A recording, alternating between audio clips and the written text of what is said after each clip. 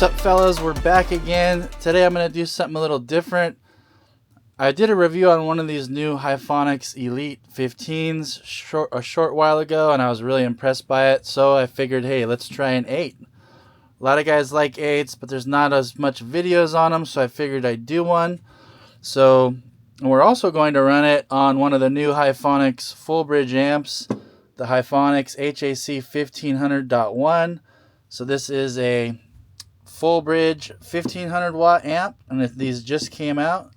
So we're going to go ahead and match it up with this amp and see how it does. So let's get to the sub. So this is an 8-inch, really nice looking sub, hard dust cap, pulp paper cone, double stitching.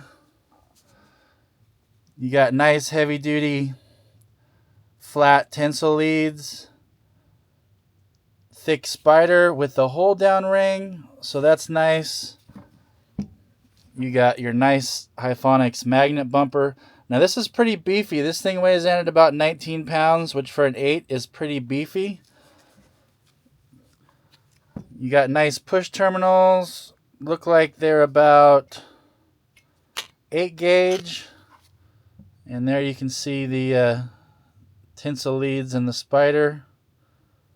And the spider hold down ring. Let me get this thing flipped over. Oh, I can't even do it with one hand. It's that heavy.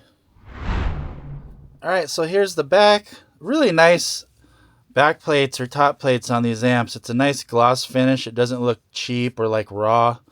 Then you got your Hifonics sticker. So this is the dual 2-ohm version.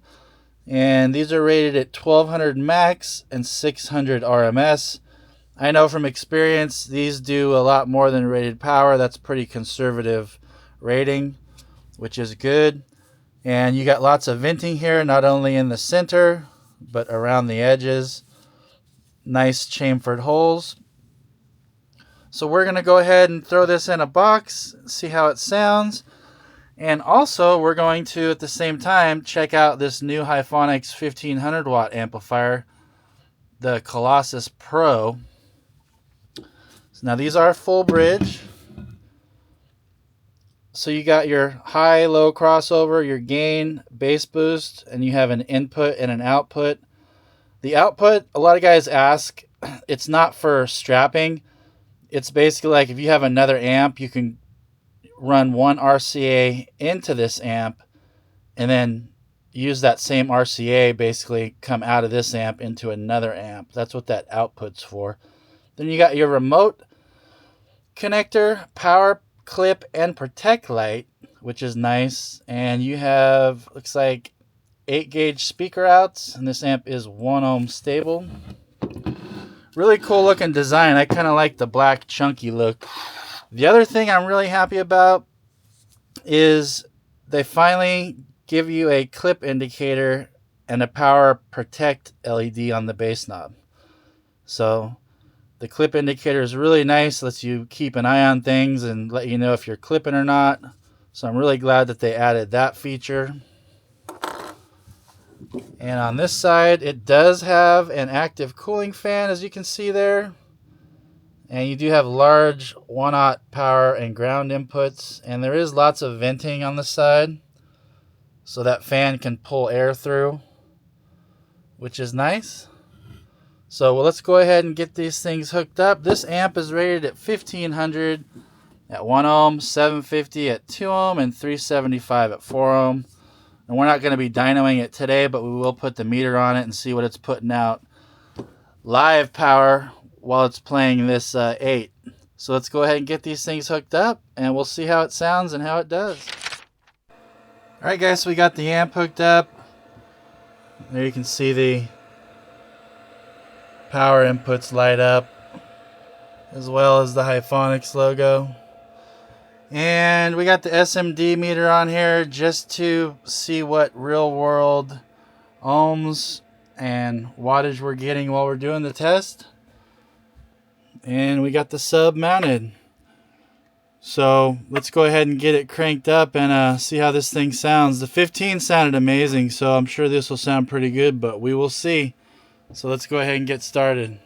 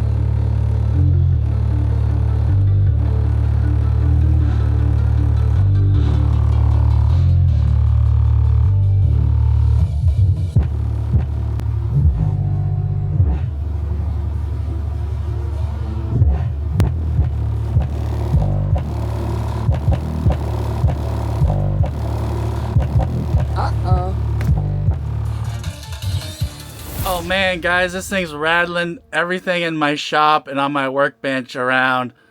This little sub is doing a lot, man. So unfortunately, I'm not gonna be able to crank the amp to the max like on the SMD meter. So just keep that in mind. I'm keeping it conservative because I'm having subs fall off the shelf, amp boxes. So, but this 8, man, is sounding really good and it's pumping. That's for sure. So just wanted to let you guys know that, and I had to pick up some stuff that fell down, but let's go ahead and get back to it.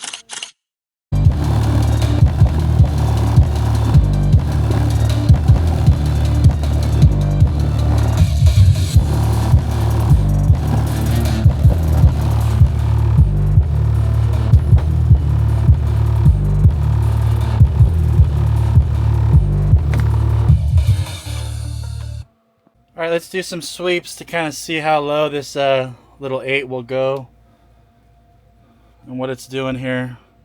Now I'm going to actually hold the app here so you guys can see what frequency I'm playing at.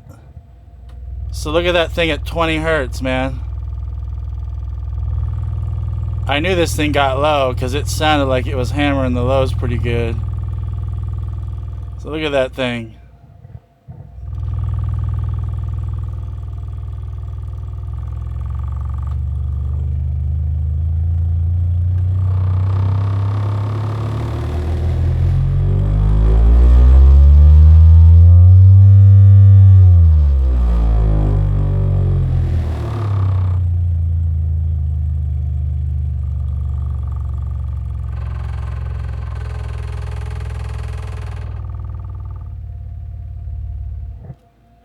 Okay, so you guys can see, man, these subs are really good sounding subs, and they hit the lows really well. The 15 was the same way, but this 8, this is a really good sounding 8, man, and it hits the lows excellent.